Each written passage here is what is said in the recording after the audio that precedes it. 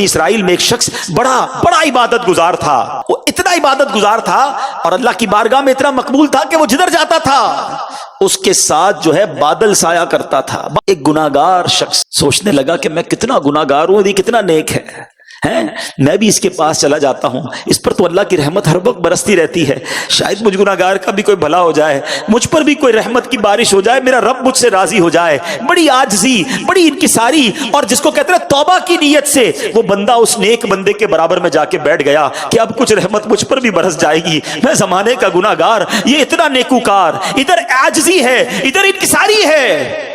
और उस नेकूकार के दिल में देखो अब तकब्बुर ने कब्जा किया, इतनी नेकियां थी फिर भी वो कहता है ये जमाने का गुनाहगार मेरे साथ बैठा, मेरे साथ है, ये कहां और मैं कहां।